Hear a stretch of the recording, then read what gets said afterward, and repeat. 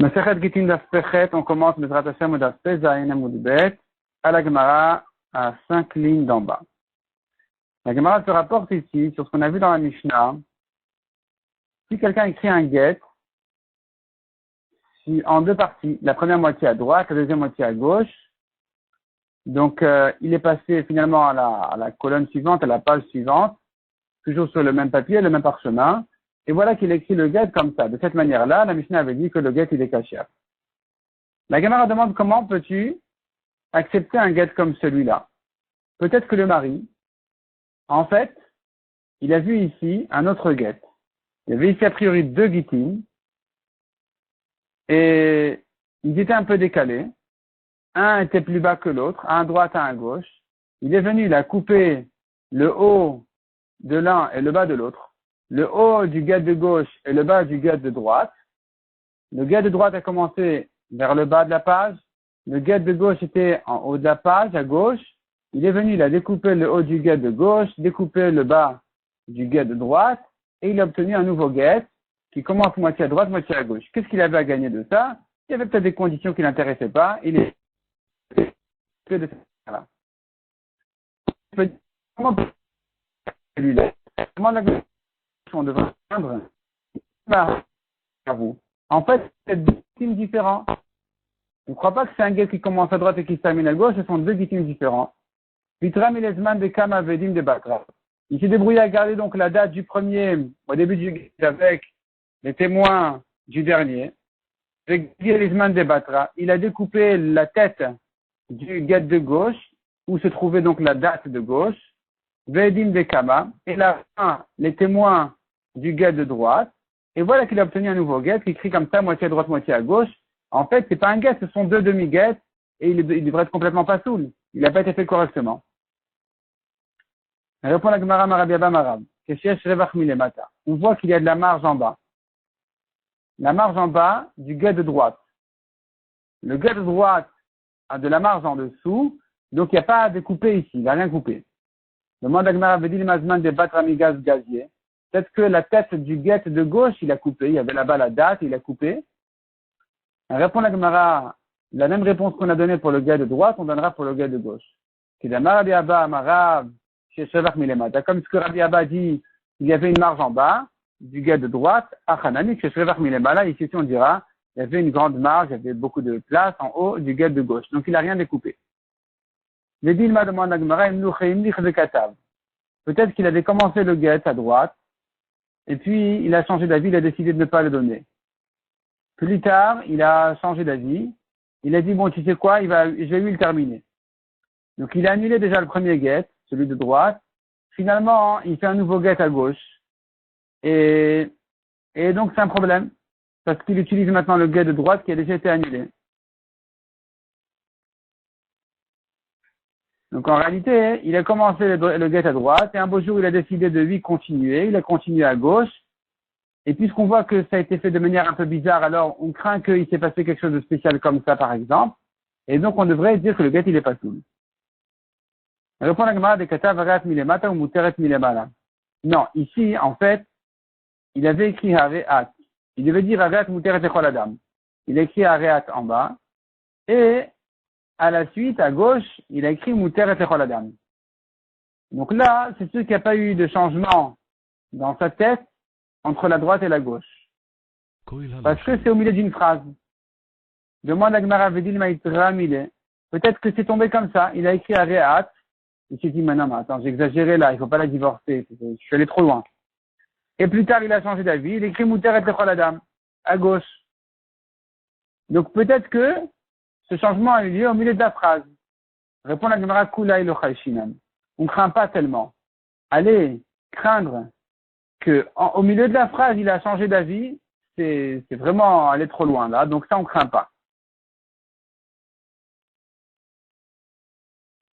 Ravashi donne une autre réponse. Il dit, regarde, de quoi il s'agit ici? Il va donner une réponse en fait à toutes les questions en même temps. Tu crains qu'il a coupé en haut, qu'il a coupé en bas, qu'il a changé d'avis au milieu. Il s'agit ici des diabemetarta de megilta. On reconnaît le parchemin, comment il a été travaillé, comment il a été Mais tarta, ça veut dire étendu, on l'a bien ouvert, on l'a coincé des côtés pour pouvoir le travailler. Et on reconnaît donc que, finalement, il n'y a que ça qui a été travaillé comme parchemin. L'endroit où est écrit le guet, à droite et à gauche, pas en haut ni en bas. Donc, on comprend qu'il n'y a rien eu qui a été écrit en haut du deuxième ou en bas du premier qu'il a découpé. On voit bien que c'est que cet endroit-là qui est écrit, qui a été travaillé sur le parchemin, qui a été préparé en fait à l'écriture du guet. Donc, on ne craint plus rien.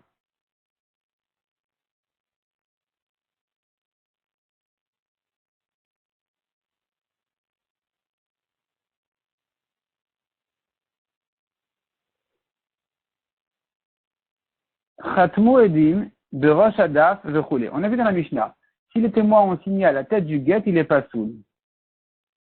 Demande à Gemara Eni, est-ce que c'est comme ça? Donc on a vu plusieurs cas dans la Mishnah, à la tête du guet c'est pas soul, sur les côtés du guet c'est pas soul. Ve'arab khatiminatad. La Gemara demande mais Rav il signait sur le côté. Or dans la Mishnah on a dit que c'est pas soul. Répond la Gemara, Hatam, beshegagok la pe'aktav.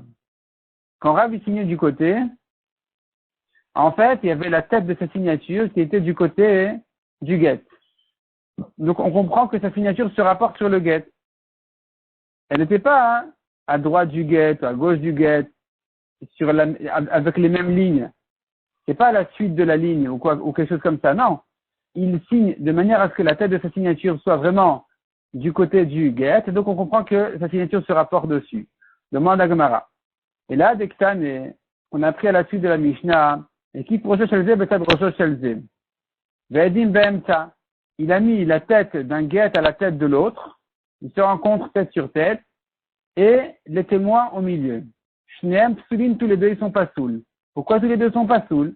D'après ce que tu viens de me répondre, on devrait dire ici aussi.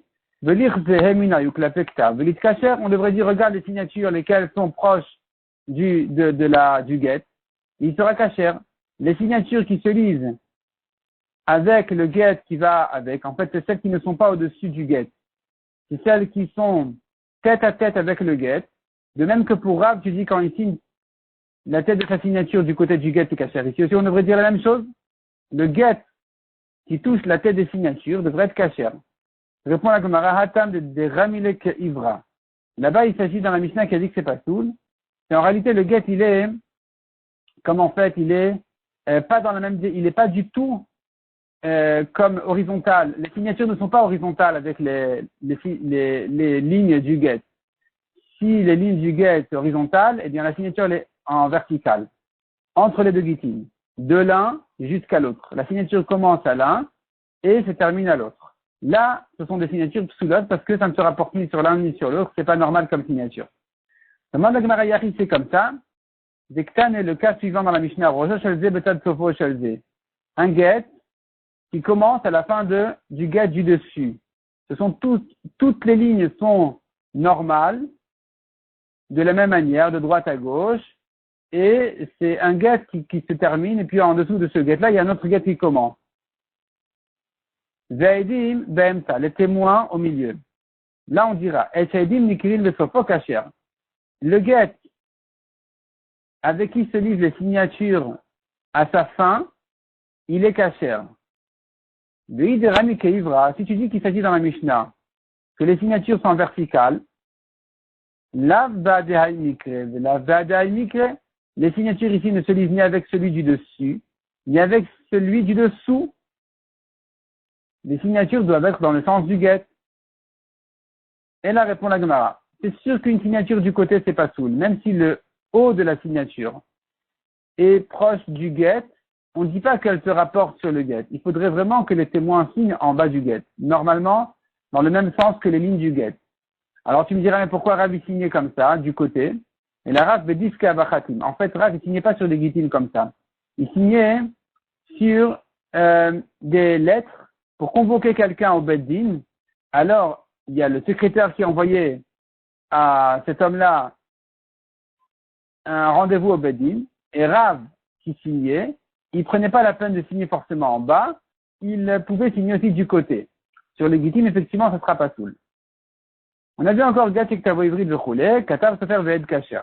Donc, un des cas de la Mishnah, c'est si le Sofer a écrit le Get et un témoin a signé, il est Kasher. La Mishnah ne parle pas que le Get a été écrite par un sofer et signée par un témoin, c'est pas possible, il nous faut deux signatures. Il s'agit donc que le sofer, il a signé aussi. Il a écrit et signé. C'est pas évident de permettre la signature du sofer lui-même. Parce qu'on devrait craindre que le mari a demandé à quelqu'un de s'occuper du guet et de demander donc à des témoins de le signer. Et ce quelqu'un en question, il était gêné de demander à deux témoins de signer sur un guet écrit par un autre sofer. Parce que le sofer allait se vexer qu'on ne lui a pas demandé de signer sur son propre guet. Ça voudrait dire que c'est pas un témoin cachère. Il est bien comme sofer, mais pas pour signer. Et donc, il se peut que le shaliach en question, le responsable du guet, ait demandé au sofer de signer lui-même, alors que le mari lui a dit, va demander à deux autres personnes de signer. Donc le guet devrait être pas soul parce qu'il n'a pas été fait correctement selon les demandes du mari. Donc si maintenant tu vois la signature d'un sofer sur son propre guet, sur le guet qu'il a écrit et signé un guet, pas pour se divorcer à lui-même, mais pour quelqu'un d'autre, on devrait craindre ce problème.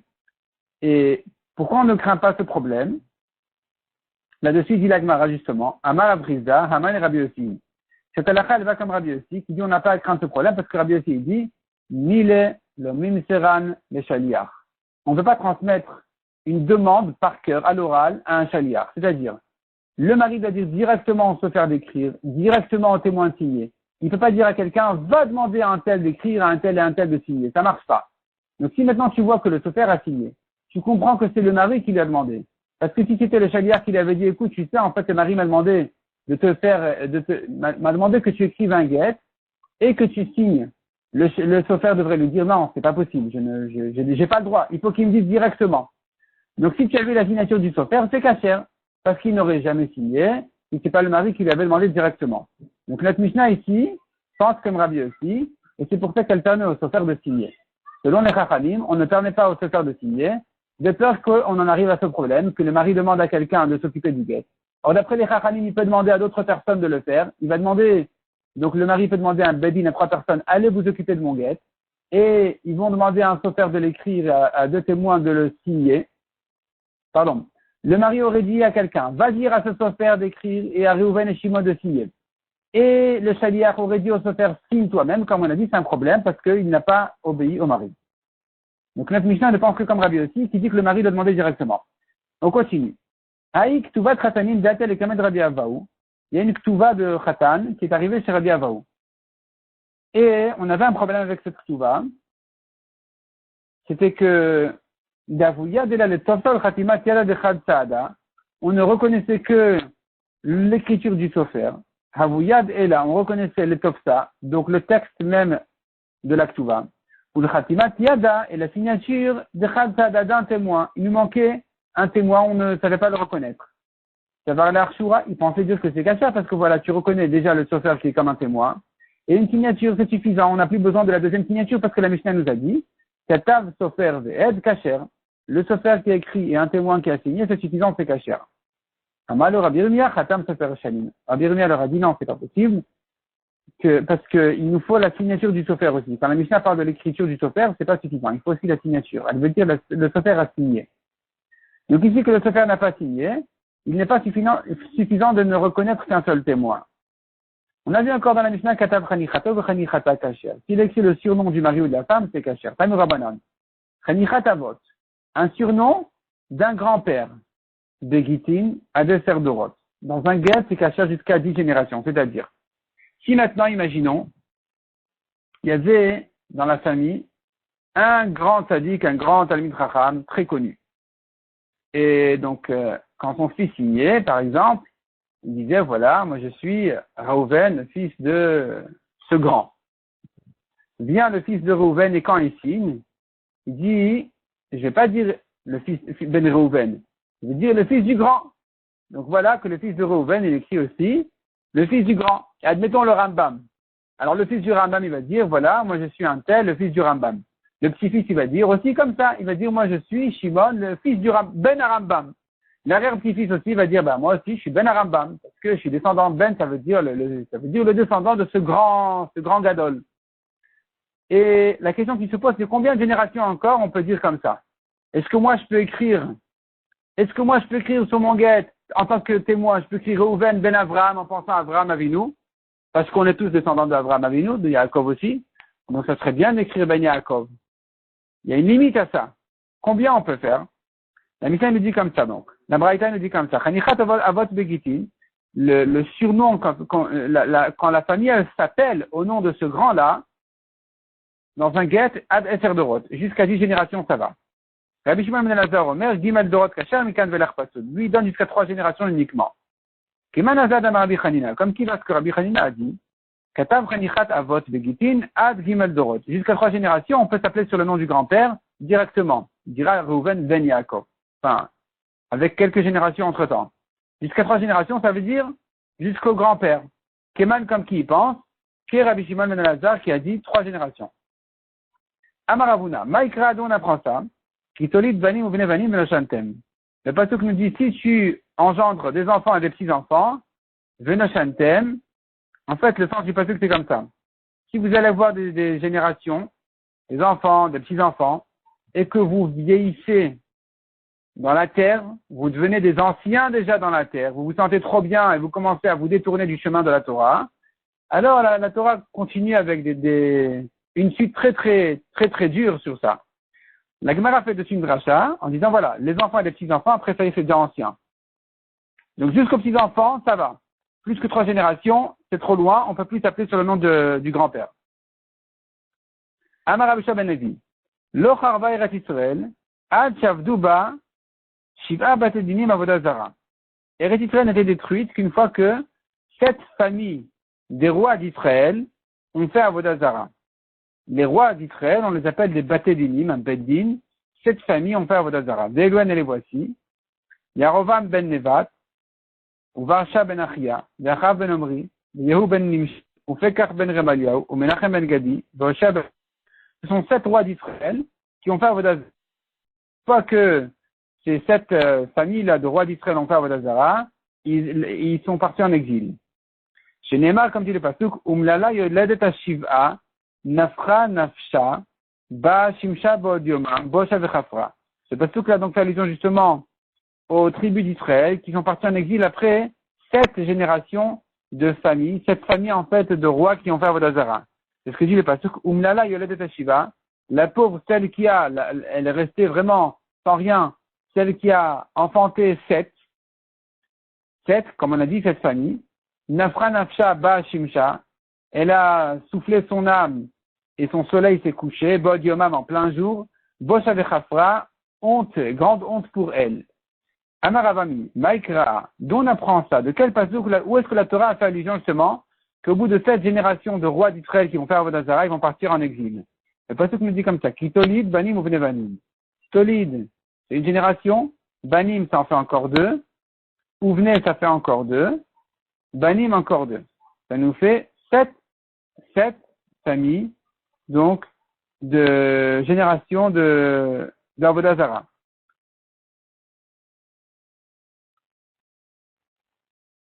Cette dracha est expliquée dans Tosfot. Le dernier Tosfot de la page ici à gauche. Maikra, kitolid chad. Chad d'or, une génération. Banim, très d'or, ça fait encore 2, ça fait 3. Ouvne, très, ça fait 5.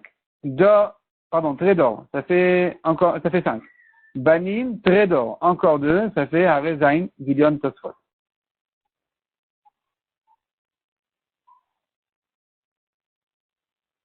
On revient à la Gemara.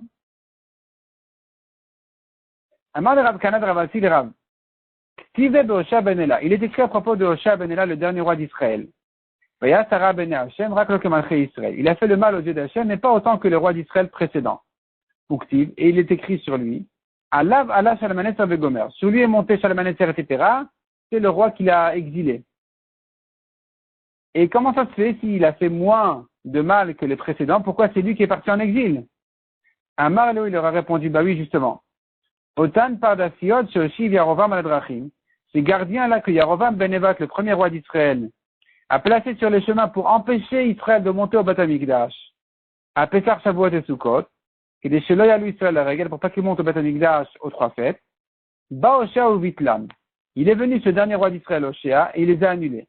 Il a dit chacun il fait ce qu'il veut. Celui qui veut, il monte, celui qui veut pas, il monte pas.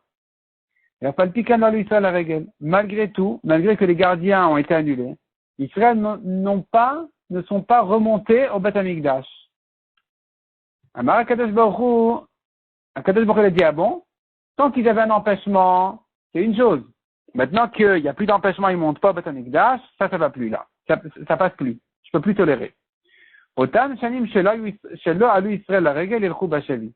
Ces années-là que Israël ne sont pas montés au Beth Amikdash, ils vont partir en exil. Ils seront prisonniers. Amar Afriza Amar Marukva. D'Amrel Amar Afriza Amar Birmia. Darash Merima. Maï dit-il que veut dire le pasuk? Ishkol Hashem Alara va y alenu. Akadosh Baruch Hu, il s'est pressé sur le mal, sur le malheur pour nous l'amener sur nous, Qui tzadik Hashem Elokeinu, parce qu'Hashem il est tzadik. Demande la Gemara comment tu comprends ce pasuk? Mishum de tzadik Hashem Elokeinu ve'ishkol Hashem Alara va y alenu. Est-ce que c'est parce qu'Hashem il est tzadik que donc il s'est précipité à nous amener les malheurs? Et là, la Gemara dit oui, c'est comme ça. Même quand Kadosh Baruch Hu, il nous a amené ces malheurs-là, ça a été calculé avec tzedaka. C'était pour nous, notre bien. Comment ça se fait? Comment ça? Tzedaka, ça, Kadosh Baruch Hu, Israël, chez Gla Galut Tzidkiyahu. Premièrement, Kadosh Baruch Hu, il a fait une tzedaka avec Israël. D'avoir envoyé en exil Tzidkiyahu, Ve'adain Galut Yechonia Kayemet. Quand l'exil de Yechonia était encore là. C'est-à-dire comme ça. Yechonia, qui était le roi de Yehuda, est parti en exil à Bavel, avec des grands de Torah. 11 ans plus tard, Tzidkiyahu, le dernier roi de Yehuda, est parti en exil. Ils ont rencontré là-bas les grands de Torah, les géants de Torah, qui pouvaient leur enseigner la Torah. Et puisqu'ils se sont rencontrés, la Torah n'a pas été perdue. C'est une tzedaka que Kadosh Baruch Hu a fait, a précipité l'exil de Tzidkiyahu pour qu'il rencontre encore et qu'il profite encore des grands de Torah de l'exil du temps de Yechonia. D'ailleurs, on dit dans Megillat Esther, à propos de Mordechai, le pasuk dit là-bas, Ishi Yehudi Aya Beshushan Ibira Ushmo Mordechai, Ben Shimi Ben Yair Ben Kish Shemini. Donc il y avait Mordechai à Babel, Asher Hogla Mirushalayim, qui a été exilé de Yerushalayim, Imagola Asher Hogleta, avec l'exil qui a été exilé, laquelle exil? Yechonia Melech Yehuda, avec Yechonia. Yechonia Melech Yehuda, le roi de Yehuda. Donc c'est pas que Mordechai est parti avec Tzidkiyahu, c'est qu'il est parti en exil avec Yechonia en premier temps. Et il faisait partie donc des géants de Torah, Mordechai, qui sont partis d'abord à Babel et qui ont pu enseigner la Torah ensuite à ceux qui sont arrivés plus tard, pour ne pas que la Torah s'oublie. Donc c'est une tzedaka que Kadosh Baruch Hu a fait de précipiter l'exil sur nous, que pour qu'on puisse rencontrer les premiers exilés, les grands de Torah. Il est écrit à propos de cet exil-là de Yechonia, que sont partis là-bas avec lui à Harash, vers Masger Elef. Qu'est-ce que ça veut dire Harash vers Masger Elef? Harash Besha Shepotrin Asa Kol Kechershim. Ces grands de Torah-là, il y avait 1000, ils étaient 1000. Harash vers Masger Elef, ils étaient 1000. Harash Besha Shepotrin Asa Kol Kechershim. Pourquoi on les appelle Harash ou Harash? Parce que quand ils ouvraient la bouche, tout le monde était comme des sourds muets. On ne pouvait plus rien dire après eux, c'est fini.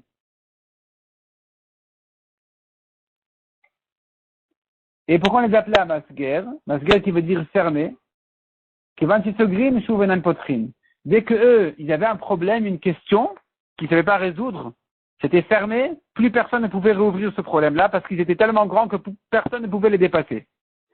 Des Kama, combien ils étaient? Élèves, ils étaient 1000. Oula, Amaroula, il explique autrement. Pourquoi c'est une tzedaka que Kadosh Baruch Hu nous a fait de précipiter, de dépêcher sur nous l'exil? Parce que le pasuk dit comme ça. Comme on a vu le pasuk tout à l'heure, si vous allez avoir des descendants et des descendants de descendants et vous allez devenir anciens dans la terre et vous allez vous détourner d'Hachem, la fin du pasuk c'est Yavod Tovedun. Vous serez perdus. Kadosh Baruch Hu ne voulait pas qu'on en arrive à cette étape-là de Veno Shantem, vous êtes anciens dans la terre, et puisque vous faites Avodah Zarah, vous allez être perdus. C'est définitif. Alors, Kadosh Baruch Hu, il a dépêché l'exil 2 ans plus tôt que ça, de manière à ne pas en arriver à cette cla-là, à ce problème-là de Kiavod Tovedun. Ces 2 ans plus tôt, donc, sont calculés en fonction des années de Veno Shantem. Veno Shantem, c'est une gematria à faire. de compter les années justement, compter les années, 850 ans, c'est 2 ans avant Venoshantem. Parce que Venoshantem, ça fait 852. Et donc, Akadosh Baruch Hu, justement, 2 ans plus tôt, à 850 ans, il nous a envoyé à Babel de manière à ne pas en arriver. À la fin du passage, qui dirait, puisque vous êtes ancien, que vous êtes enfoncé comme ça dans la Averot, alors Avot Tovedoun, vous serez perdu. Ça, c'est la tzedaka. On tourne la page. Amar Avachaba Yaakov. Shma Mina, tu apprends de là. Mera de Maria Alma. Quand Kadosh Baruch Hu dit Mera rapidement, comme dit le pasuk Avot Tovedoun Maher, rapidement vous allez être perdu. Combien c'est ce rapidement-là? Tamne Mea Vechamshin Vetarteu. C'est 852 ans. 852 ans, c'est ce que le pasuk dit rapidement. Pour Akadosh Baruch Hu, 852, c'est rapide. Et donc, ici, puisqu'ils ne sont pas arrivés à 852, alors, ne s'est pas appliqué sur eux le pasuk qui dit qu'à Vod Tovedoun, vous serez perdu rapidement. Mishnah suivante. Get Me'ousé. Un get qui a été donné de force. On sait bien, le mari ne divorce que volontairement. La femme se divorce même contre son gré. Un mari peut venir et donner de force un get à sa femme pour la divorcer. Par contre, le mari, lui, ne peut pas être forcé à divorcer sa femme. S'il était forcé parce que la halakha exige qu'il la divorce.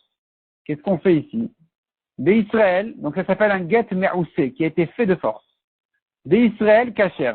Si c'est un bedin d'Israël qui l'a forcé, le get il est kasher. Ou bovde kochavim pasoul. Si ce sont des goïms qui l'ont forcé, le get il est pasoul. Ou bovde kochavim chovdin otov omrim lo.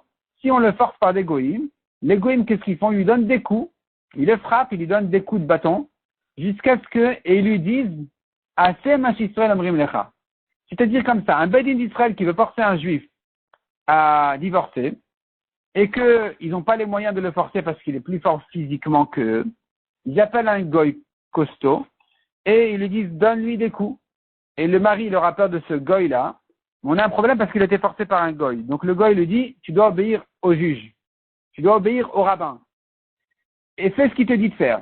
Ça s'appelle qu'il était forcé par le juif et c'est kasher.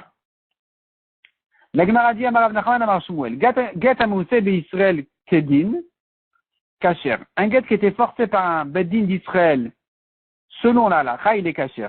Chez le kedin, pasoul ou posel. Si il ne s'agit pas d'un bedin qui a exigé selon la halakha qu'il divorce, ça n'a pas été fait kedin. Ce sont des juifs qui l'ont forcé à divorcer pour rien. Le get, il est pasoul. Donc elle ne peut pas se remarier. Mais elle devient quand même psoula pour un Kohen. Avec un Kohen, elle ne peut plus se marier. Si son premier mari, par exemple, était Kohen, elle ne peut plus rester chez lui. Si son premier mari n'était pas Kohen et qu'il est mort finalement, ou même s'il était Kohen, on la considère quand même comme une divorcée à cause de ce get-là. Elle ne pourra pas dorénavant se marier avec un Kohen. Au Bobdé Kochavim, s'il était forcé par des Goïm, Kedin, Pasoul ou Posel. Si ça a été fait selon la halakha, les Goïm ont vu que selon la halakha juive, il doit divorcer, ils l'ont forcé à le faire. Le get, il est Pasoul, mais elle est interdite à un Kohen. Chez le Kedin, et s'il était forcé, même pas selon la halakha des Juifs, c'est rien du tout, ça n'a même pas une odeur de get, elle peut rester chez son mari Kohen tranquillement. Un goy qui donne des coups aux Juifs jusqu'à ce qu'il donne le get à sa femme, finalement, il est Kohen et il n'y a aucune raison qu'il la divorce. Ça a été fait comme ça, c'était un complot ou pour une raison ou une autre, ça a été fait comme ça. Finalement, il s'arrange, il veut rester avec elle, il a le droit. Demande à Gemara Manafchar, je ne comprends pas, que veux-tu? Si les goïms ont le droit de forcer à faire un get selon la halakha, alors pourquoi quand le goy, selon la halakha juive, a forcé un juif à donner un get, tu me dis, le get il est pas soul. Pourquoi il est pas soul? On devrait dire que le get il est aussi kasher. Non seulement elle est interdite à un Kohen, mais le get serait aussi kasher. Il a venu ici et s'il y a un goy qui a forcé, c'est rien du tout. L'ifsal, l'ifsal, on devrait dire que le get n'est rien du tout.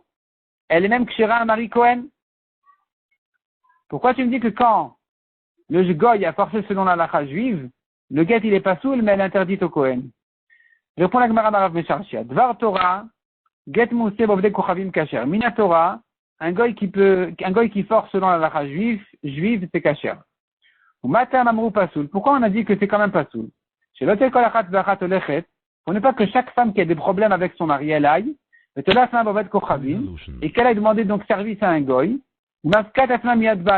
elle va payer le goy qui frappe son mari, et comme ça, elle va sortir de son mari juif en disant, voilà, c'est l'halakha, c'est pas l'halakha. Donc, pour complètement arrêter ce problème, on a dit, un goy qui a forcé un juif à divorcer, le guet, il est pas soul. Le monde de la Gemara, mais si c'est comme ça, Yahi, Shelo Kedin, si le goy a forcé contre l'halakha juive, Afilou, Riach, Haget, Enbo, tu me dis que on ne craint pas du tout ce guet, il n'a même pas une odeur de guet, pourquoi pas? Venev Shelo Kedin ke Israël, ou Mifsilami Lifsol, on devrait dire que c'est comme un juif qui a forcé contre l'halakha, et donc, on craint quand même le guet pour l'interdire à un Kohen. Puisque tu me dis que Minatora le Goy, il peut forcer un divorce selon la halakha, alors de même que un juif qui a forcé pas selon la halakha, on craint et on interdit un Kohen. De la même manière, le Goy qui aurait forcé, on devrait craindre et dire que même si c'est pas comme la halakha juive, elle interdit un Kohen parce que Minatora, le Goy peut lui forcer. Répond la Gemara de Rav Mesharchi Abdoutaï. Ce que Rav Mesharchi a dit, c'est une erreur. C'est faux. Rav Mesharchi qui dit que un goy peut forcer Minatora au divorce, c'est pas vrai. Et donc, comment tu comprends maintenant les principes de la Mishnah? Pourquoi on dit quand même que il va l'interdire à son mari Cohen s'il a forcé le goy? Kedin be kedin de Israël michlaf. Si le goy a forcé selon la halakha juive, ça se confond avec un juif qui a forcé selon la halakha juive, et donc on ne peut pas dire que c'est rien du tout ce guet-là. On va dire il faut quand même craindre ici un peu le guet et l'interdire au Cohen. Chez l'Okedin, de Kedin Israël michlaf.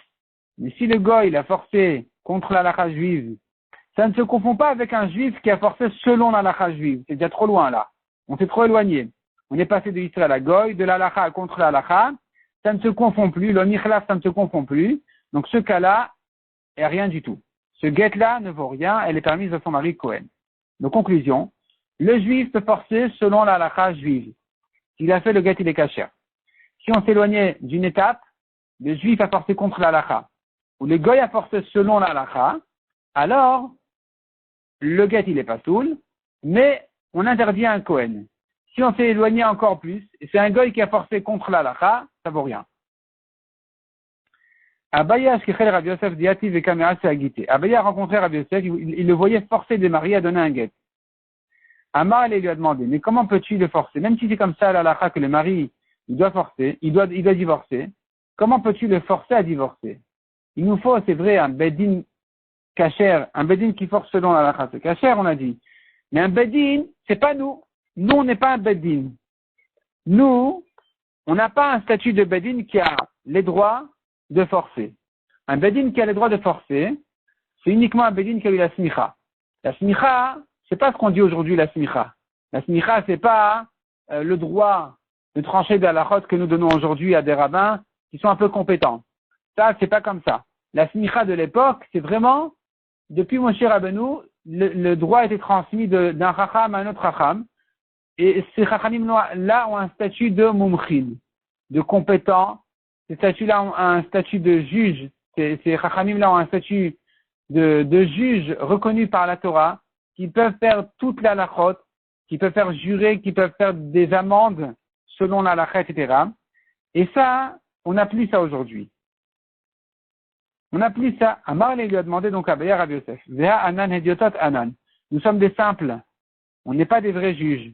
On est des talmidei chachamim qui connaissent la halakha, qui l'appliquent sur les gens, qui peuvent les juger selon la halakha. Mais pas qui ont un statut de smuchin, de mumchin. Ça, on n'est pas. On est des simples. Et donc, on ne peut plus forcer. Vetanya yareb tafan omer. Kol makom shatamotza goriot sholavdei kochavim. Partout où tu trouves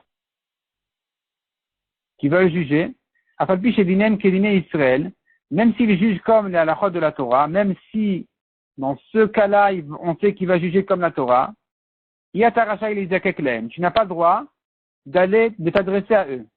Interdit de s'adresser à un tribunal goy, même quand il va juger dans ce cas-là selon la halakha. La Torah dit voici les lois que tu vas mettre devant eux. Il faut présenter les cas à juger auprès d'un bedin reconnu par la Torah, pas chez les goïms. La Gemara dit une autre dracha, l'ifneem, ce sont ces 70 anciens qui ont été nommés par Moshe Rabbeinu, qui peuvent juger. Mais pas des simples comme nous, qui n'ont pas eu de smicha, de maître à élève, depuis Moshe Rabbeinu. Ça, on a perdu, ça dit Abaya Rav Yosef. Donc, comment est-ce que tu te permets de forcer un mari à divorcer? Amar, il lui a répondu. C'est vrai qu'on est des simples, mais Anan shlichut tayu keavdinan. On fait la mission des anciens. C'est-à-dire comme ça. La Gemara ici vient avec un grand chidouche qui ouvre une grande page dans les halachot des juges, qui dit comme ça. Il y a des halachot qui ne sont donnés, il y a des jugements qui ne peuvent être faits que par des vrais juges. Les vrais juges qui ont eu la smicha ancienne. Comment maintenant on fait aujourd'hui? On ne peut pas faire ces halachot là, on ne peut pas les juger comme ça, puisqu'on n'a plus de smicha. Eh bien, on est quand même comme leur shluchim. On fait leur shlichut, on fait leur mission. On est comme le chaliar des anciens baté dinim, du badin de l'époque. Le badin de l'époque, on suppose on considère qu'ils nous ont nommé tous ceux qui sont capables, dans toutes les générations à venir, de juger en leur nom des choses que seuls eux étaient capables. On fait ça en leur nom, on est comme leur chaliar. C'est comme un bedin qui, disons, de son vivant, aurait nommé quelqu'un pour juger ou pour s'occuper de traiter un problème. Il a le droit puisqu'il a eu la simicha. Ils peuvent le faire même sur les générations à venir. On est donc des hédiotot, c'est vrai, mais on a la shlichut des anciens. De la même manière qu'il en est, de même qu'il en est pour traiter des problèmes de prêt. Quelqu'un qui a avoué qu'il devait de l'argent, quelqu'un qui a prêté d'argent. Cela aurait dû être jugé auprès d'un bedin smuchin, et aujourd'hui qu'on n'en a plus, on s'adresse à un bedin simple qui fait la shlichut, la mission des anciens baté dinim. Donc ici aussi, j'ai le droit de forcer un mari, selon la halakha, divorcer sa femme, en tant que mission au nom des anciens baté dinim de l'époque. La Gemara dit, mais si c'est comme ça, alors on devrait tout pouvoir juger. Yarik zelot vechabalot nami, même des jugements de vol, ou bien chabalot, c'est un homme qui a blessé son ami, et Minatora, il doit le dédommager, bien sûr, mais il y a des dédommagements qui ne peuvent se faire qu'auprès d'un beddin smuchin, beddin qui a eu la smicha. C'est-à-dire, par exemple, la honte. On doit calculer combien il a fait honte. Et ça, c'est une chose qui ne peut être calculée qu'auprès d'un beddin qui a eu la smicha. Aujourd'hui, on ne le fait pas. On juge pas ces choses-là. On calcule pas tout dans le dédommagement. Il y a des choses que on n'est plus à la hauteur de juger. Il aurait fallu avoir la smicha. Comme ces blessures-là de Chabalot. La Gemara ajoute Gzelot, les vols. Tosfot du côté efface le mot Gzelot parce que les vols on les juge lui. Tosfot même ici a un problème justement avec ces vols. Les vols des blessures. C'est-à-dire si quelqu'un a blessé son ami et il le vole, il ne veut pas lui payer, alors un bedin d'aujourd'hui ne va pas le juger entièrement comme à l'époque. Pourquoi? Pourquoi pas? Tu devrais dire on fait leur mission. Répond la Gemara. À propos de quoi je dis nous faisons leur mission, on va les juger à leur place, des milta de shricha. Quand c'est quelque chose de fréquent, des milta de shricha l'avdinan shlichutayu. On n'a pas eu les droits de juger des problèmes qui ne sont pas fréquents. Ceux-là, on ne peut pas les juger. Donc ça ne se juge pas aujourd'hui. Ces amendes-là, les knasot, les amendes ne sont pas jugées aujourd'hui du tout. On ne dira pas, on est les shluchim du badin de l'époque. Non, puisque c'est pas fréquent, le badin de l'époque ne nous a pas nommé responsables de juger ce genre de problèmes qui ne sont finalement que des amendes, des knasot. Mais ce qui est fréquent, oui. Donc, ce qui est considéré comme remboursement de prêts, etc., on juge. forcer à donner un guet, on juge. Même si on est des simples, on est les shluchim ont fait la mission des anciens batédinim. Mais si c'est une amende, des knassot, ça ne se juge plus aujourd'hui.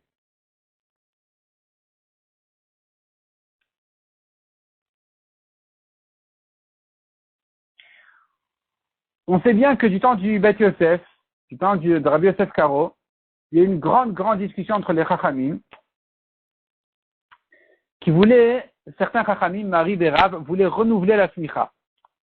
Ils voulaient instituer un nouveau bedin qui est la smicha, qui soit valable pour tout juger, même malkout, frapper des gens qui ont fait d'Averot, en fait, c'est parce que les Juifs sont revenus d'Espagne, on peut se sauver les Juifs qui ont été, qui gardaient la Torah en cachette, et qui faisaient des avérotes en public parce qu'ils avaient peur justement des goïms. Ils voulaient, comme ils avaient fait d'avérotes de karet, ils voulaient, pour se débarrasser de leur karet, être jugés par un bedin qui va les frapper. Un bedin qui va les frapper, qui va leur donner malkout, doit être un bedin samour, avec la smicha.